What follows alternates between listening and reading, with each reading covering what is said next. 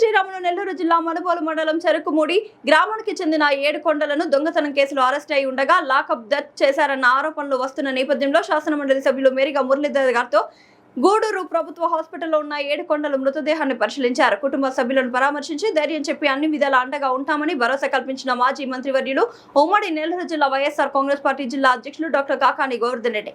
కాకానిని చూసి బోరున విలపించిన 7 కొండలు కుటుంబ సభ్యులు తమకు ఎలాగైనా న్యాయం చేయాలని కాకానిని వేడుకున్న 7 కొండలు బంధువులు మీకు న్యాయం జరిగే వరకు నేను అండగా ఉంటానని హామీ ఇచ్చిన కాకాని శాసన మండలి సభ్యులు మురళీధర్ గారితో కలిసి 7 కొండల మృతదేహాన్ని పరిశీలించిన కాకాని జరిగిన ఘటనను తెలుసుకుని గూడూరు ప్రభుత్వ హాస్పిటల్ వద్దకు చేరుకుని సానుభూతి తెలిపిన తిరుపతి పార్లమెంట్ సభ్యులు గురుమూర్తి.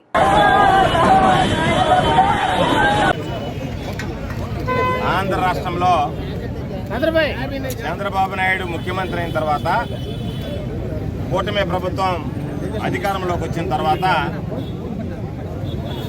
ప్రజలకు సంబంధించినటువంటి ప్రాణాలు గాలిలో కలిసిపోతున్నటువంటి అటువంటి నేపథ్యంలో ఈరోజు ఇప్పటికే దళితుల మీద, గిరిజనుల మీద, బలహీన వర్గాల మీద, అణగారిన వర్గాల మీద, వైఎస్ఆర్ కాంగ్రెస్ పార్టీ నాయకుల మీద, కార్యకర్తల మీద ఈరోజు ప్రభుత్వంలో ఉన్నటువంటి పెద్దలు వాళ్ళ యొక్క కక్ష సాధింపులకి ఈరోజు బలి చేసేటువంటి పరిస్థితి ఏర్పడింది.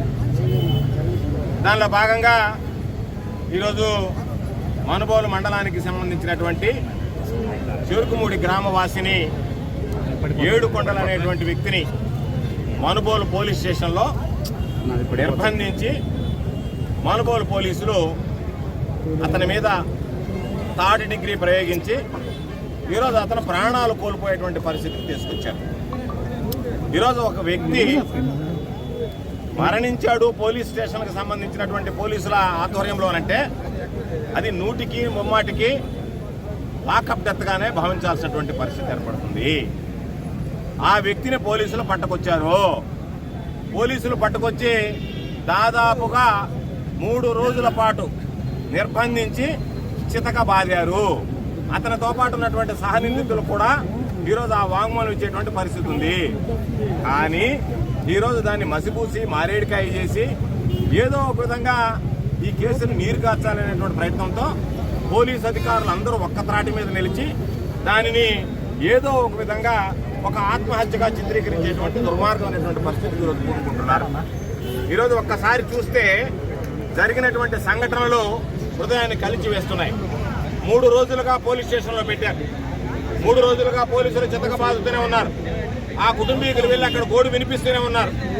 పోలీసులు 3 రోజులు చితకబాదిన తర్వాత అక్కడ పనిచేస్తున్నటువంటి ఎస్ఐ హనీఫ్ అనేటువంటి వ్యక్తి ఎవరైతే ఉన్నారో ఆ వ్యక్తి 3 రోజుల తర్వాత వాళ్ళని ఆదివారం సాయంత్రం పాపం కాళ్ళ మీద పడి ఏడిస్తే ఆ ముద్దాయిల్ని విడిచిపెట్టారు.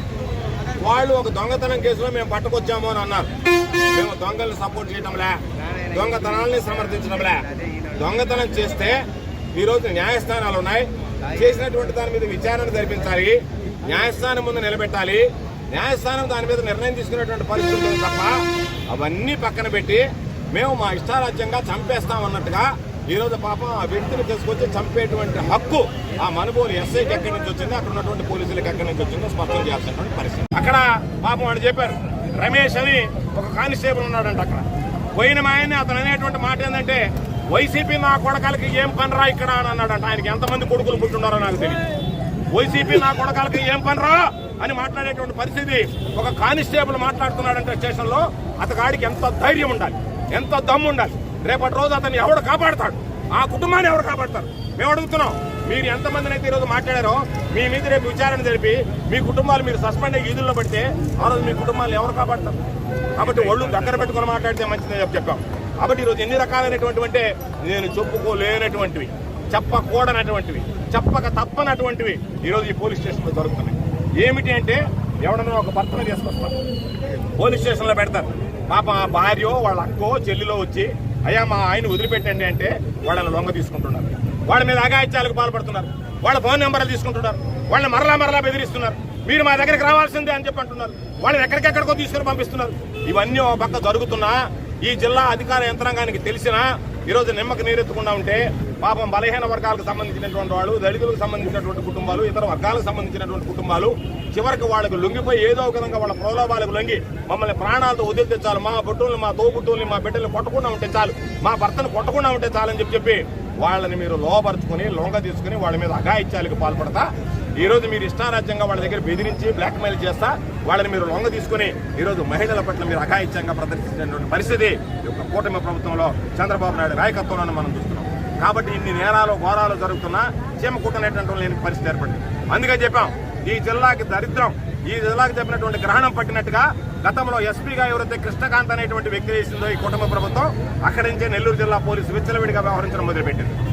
ఆయనకు ఉన్నటువంటి పరిస్థితి ఏంటంటే ఒక అసమర్థుడైనటువంటి అధికారి కృష్ణకాంత్ అనేటువంటి వాడు ఎవరి మీద దొంగ కేసులు పెట్టాలి, ఏ విధంగా తిరగాలి, ఆ దొంగ కేసు సరిగ్గా రాకపోతే కళ్ళు మొహాలు తిరిగి పడిపోయేటువంటి వాడు. అంటే అన్నం నీళ్లు మాని చివరికి పాపం కళ్ళు మొహాలు తిరిగి పడిపోయేటువంటి పరిస్థితి ఉండేది ఆ కృష్ణకాంత్ అనేటువంటి ఎస్పీకి. అతని రాకతోనే ఈ జిల్లాలో అన్యాయం అకృత్యాలనేటువంటి ప్రబలిపోయాయి, అసమర్థత పెరిగిపోయింది, లెక్కలేనితనం వచ్చేసింది పోలీసులకి. ఈ రోజు ఎస్పీ గారు వచ్చి కఠినంగా వ్యవహరించాలనేటువంటి పరిస్థితి ఉన్నా ఆమె చేతులు కాళ్ళు కట్టేసేటువంటి పరిస్థితి. ఆమెను స్వతంత్రంగా వ్యవహరించడం లేదు. ఆమె ఏదైనా చర్యలు తీసుకోవాలంటే రకరకాలుగా మాట్లాడుతున్నారు. నేను చెప్తున్నా, ఎవడైతే ఈ రోజు నేను రమేష్ అనేటువంటి కానిస్టేబుల్ గురించి మాట్లాడుతున్నానో ఒక ఉదాహరణ మాత్రమే. ఆ కానిస్టేబుల్ ఏం చేశాడు, వచ్చినటువంటి కారులు మీరు అక్కడ పెడితే దాంట్లో డీజిల్ దొంగలిచ్చాడు, పెట్రోల్ దొంగలిచ్చాడు, అక్కడ ఉన్నటువంటి బ్యాటరీలు తీసుకెళ్లి అమ్ముకున్నాడు. బ్యాక్ ఆట ఆడేటువంటి వాళ్ళకి ఎవరికైనా ఇన్ఫర్మేషన్ వస్తే 100కు ఫోన్ చేసి ముందుగా పలానా వాళ్ళు వస్తున్నారు మీరు జాగ్రత్త పడండి, కోడి పందాలు వేయించాడు, డైమండ్ డబ్బాలు ఆడించాడు. ఇటువంటి వ్యక్తులందరూ కలిసి అక్కడ ఉన్నటువంటి అతని క్వాలిఫికేషన్ ఏంది, వైఎస్ఆర్ కాంగ్రెస్ పార్టీ వాళ్ళని బూతులు తిడతాడు.